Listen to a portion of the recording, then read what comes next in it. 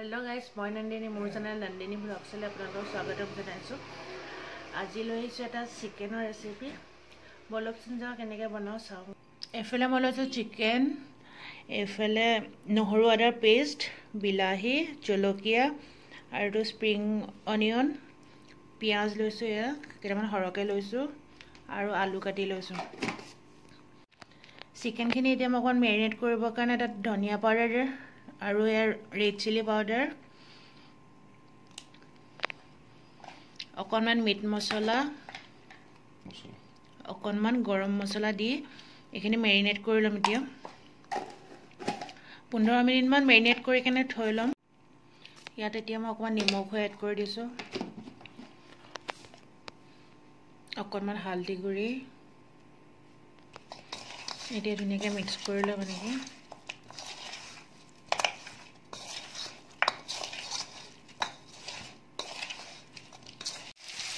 Chicken खिनि এতিয়া মই অকন ফ্ৰাই কৰি লম আগতে তাৰ পিছত জুল বনাম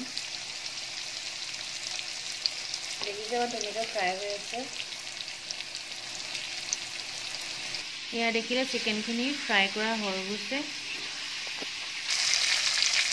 এতিয়া আলু খিনি এনেকৈ ফ্ৰাই কৰি লম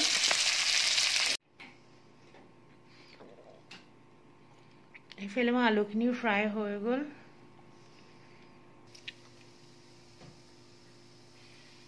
এতিয়া তেলত মই দালচেনি আৰু ইলাচি ডাঙৰ ইলাচিটো দি লৈছো কেটামান গোটা জিৰাও দি দিছো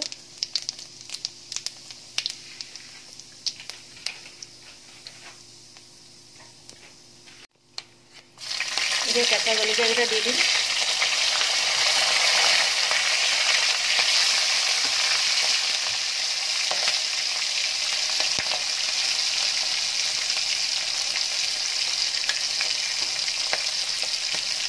লগতে পিয়াজখিনি দি দিম এতিয়া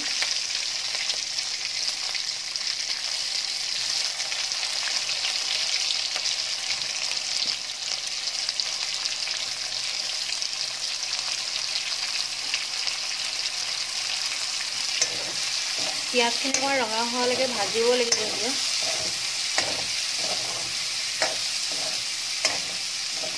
আদা নহৰু পেষ্টখিনি দি দিছো এতিয়া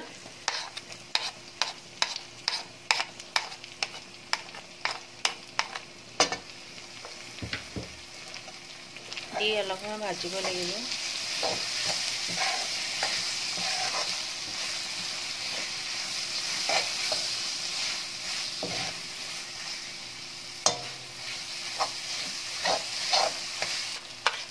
এতিয়া কেটামান শুকান জলকীয়া মই মিহিকে এনেকৈ কাটি লৈ পেলাই দি দিছো চিকেন কিনে জ্বলাকে বনাম যে সেইকাৰণে অকমান জ্বলা হলে খাবলৈ ঠাণ্ডাত ভালো লাগে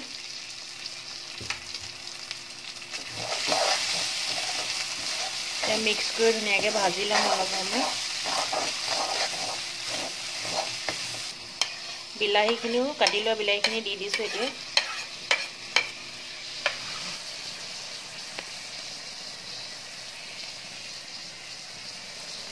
ইয়াত মই এতিয়া 2 চামুচ পানী দি দিলো মছলাখিনি ভালকে সিজিবৰ কাৰণে এতিয়া ইয়াতে মই নিমখ এড কৰিছো 1 চামুচ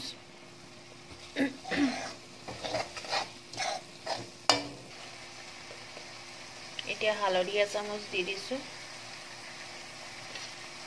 এতিয়া মিক্স কৰি লম এখিনি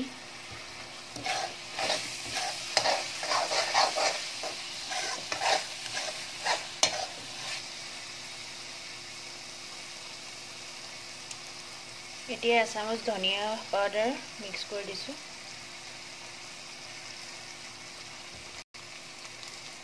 লগতে 1 চামুচ গৰম মছলা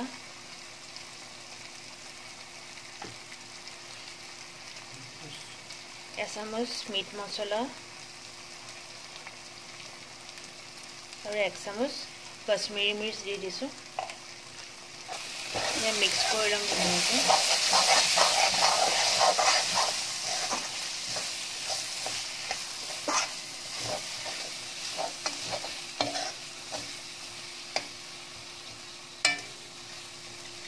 এতিয়া আমি ভাজি লোৱা আলুখিনি ইয়াতে দি দিম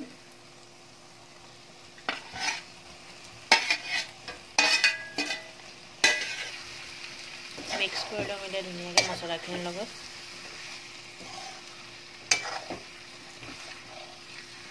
এতিয়া চিকেনখিনি এড কৰি দিছোঁ।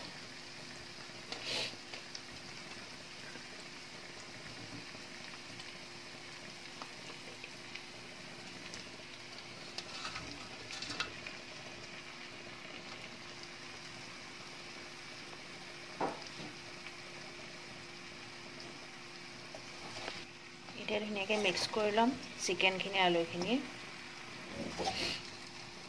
অলপ সময় ভাজিব লাগিব এনেকৈ।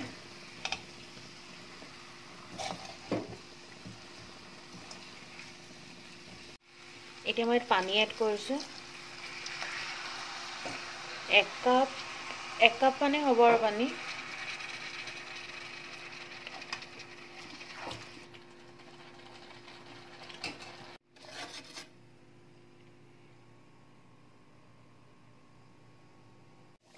মাংস হৈ গ'ল। এতিয়া ওপৰত মই অকণমান গৰম মছলা ছটিয়াই দিছোঁ আৰু লগতে দিছোঁ মান ধনিয়া মিহি মিহিকৈ কাটি দিছোঁ। মান ধনিয়া গোন্ধটো বহুত ধুনীয়া হয় আৰু মাংসত দিলে আৰু ধুনীয়া লাগে।